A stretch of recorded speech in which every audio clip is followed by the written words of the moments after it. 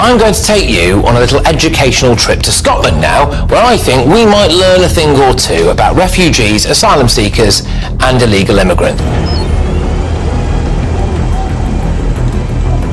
Starmer! Two-tier policing! Starmer! If 1% of them are Hamas soldiers, England's not going to know what hit them. Breaking in Edinburgh at dusk. A man was stabbed on Princes Street, just steps from Waverley Station. Witnesses reported 6 masked men speaking a foreign language fleeing the scene before police arrived. Hours later, Westminster confirmed a new transfer order. Hundreds of asylum seekers from Dover were being sent to a Glasgow hotel, part of the latest surge across the Channel. 1,500 arrivals in just 4 days. To Scotland, this was no coincidence. It was a message. Boats were sent, knives left at our doorsteps. By nightfall, candles turned to crowds, and Scotland began to rise. By noon the following day, the chamber was packed. Not with answers, but with avoidance. Nigel Farage stood from the benches, a sheet of paper in hand. As a matter of national security, over the weekend, an illegal immigrant from Iran, who we believe came by boat, was arrested in the north of England on serious charges of terrorism. Since the speech on Monday, 1,000 young, undocumented young males have crossed the English Channel. Starmer didn't answer. He just turned the page. No apology, no security update, no plan.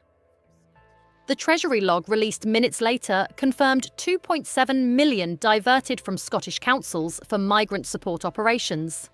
When pressed, a junior minister repeated the line that now defines Westminster's rule. London decides, you implement. That was the only answer Scotland received, and the last it was willing to accept. From every road across Scotland, more than 200,000 people poured into George Square. Silent at first. By midday, the city was no longer calm. No speeches, no banners, only flags held tight in the wind. Police lines formed across the steps of the city chambers. Helmets down, batons drawn. A woman shouted, "Protect our streets!" and 1,000 voices answered. The square shook. At 1:17 p.m, the first glass broke. Within minutes, barriers fell. Traffic stopped on Union Street and Queen Street. In Renfrew, hotel entrances were sealed with fencing and police vans. 200 I-40 detained, 31 officers injured. Drone footage showed formation lines breaking, discipline collapsing in daylight. Police Scotland called it public tension under review. But everyone watching knew what it was.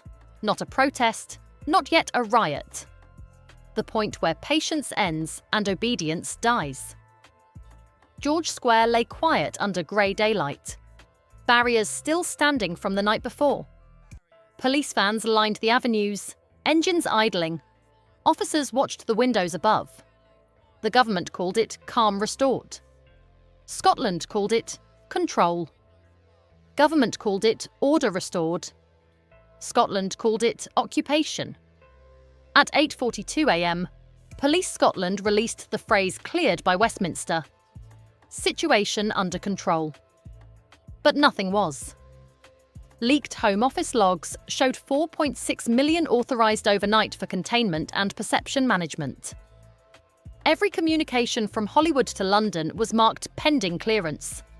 Even press briefings were screened by Downing Street before delivery. It was no longer policing.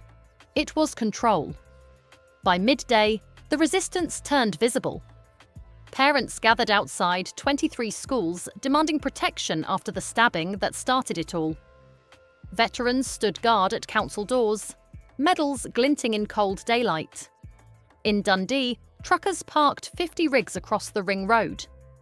In Aberdeen, shopkeepers nailed boards reading "We remember 31st of October" over shattered windows.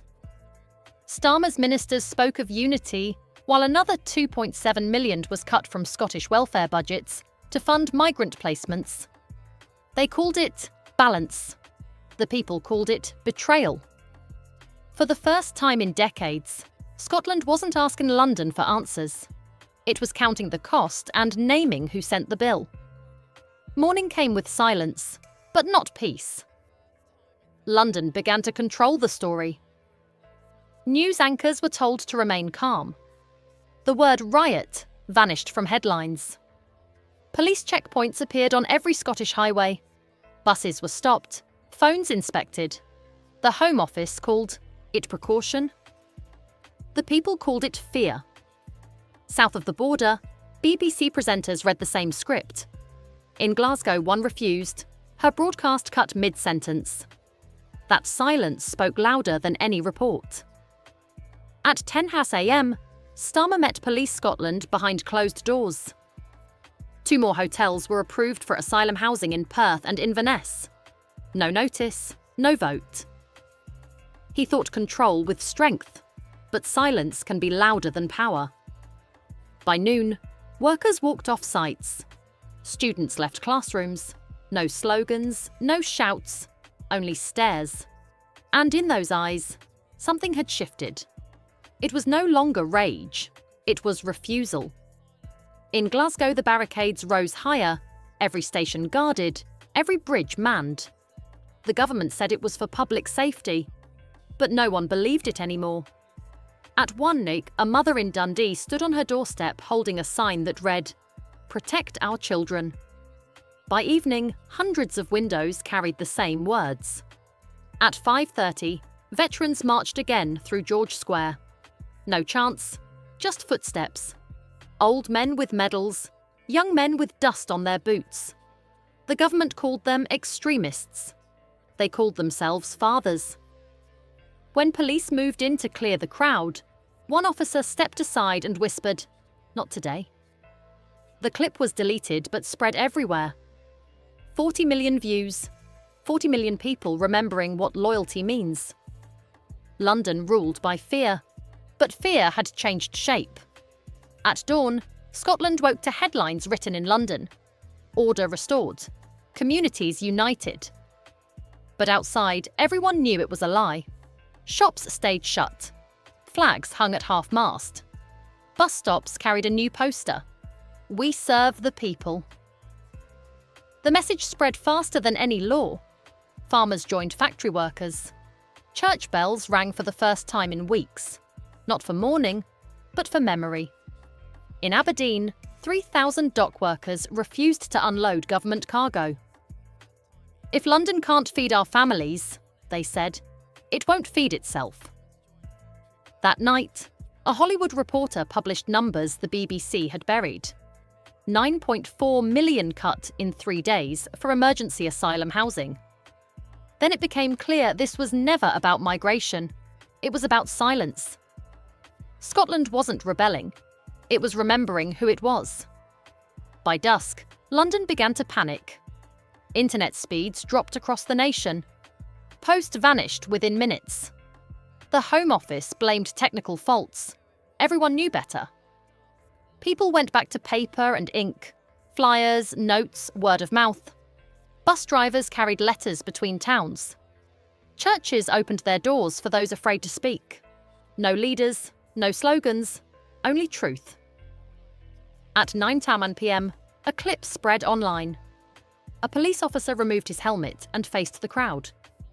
"We serve the people," he said, "not the protocol." The video was deleted, but it was too late.